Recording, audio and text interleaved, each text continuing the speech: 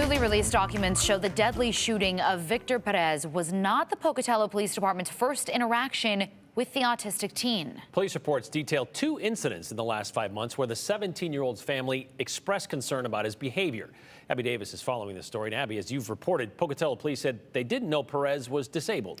Right. The city previously released audio revealing dispatch did not include that information when briefing officers about what they were responding to. Still, experts say police could have handled the situation in early April much better. Hey, drop the knife! Drop the knife! Drop the knife! It's been nearly 2 months since Victor Perez died after Pocatello police shot him multiple times. The risk was immediate. Perez's family says the 17-year-old was nonverbal, autistic, and had cerebral palsy. Shots fired 1726. Now we're learning new information about previous interactions between Perez, his family, and police. Reports obtained by KTVB show Pocatello police had been called to the family's house before. The first time in December of 2024 for a call about a mentally disabled juvenile pinning his mom's head to the ground. Then in February of this year, Perez's grandpa reported he was having trouble controlling him. The city says the officers who responded to the April call were not told he had a medical condition or was experiencing a mental health crisis.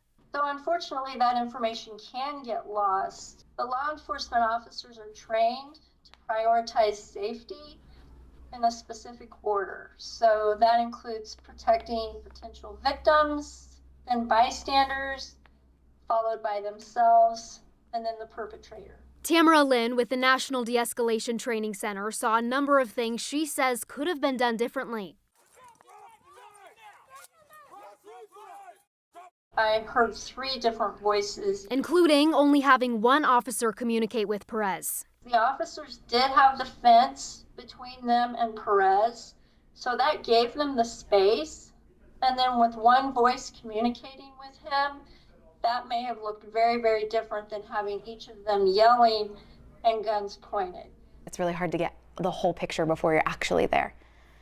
And at the same time, there needs to be more training. Former military police officer Dana Batts co-founded Lila's House, a local autism advocacy nonprofit. My heart bleeds for that family. Until you're in those moments and you're a parent and you're on that side, or a child of, or sister or sibling of an individual on the spectrum or with a cognitive disability, it's really hard to understand.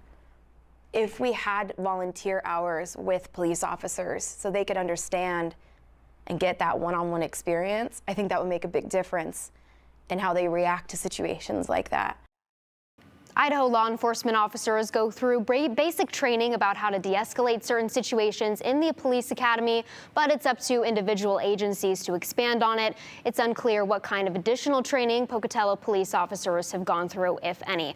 We're working to learn more about what their training looks like through public records. Morgan and Brian, Bat says she is going to speak at the Idaho Police Chiefs Summit next month. She hopes there she can get everybody on the same page. All right, Abby, thank you for that update.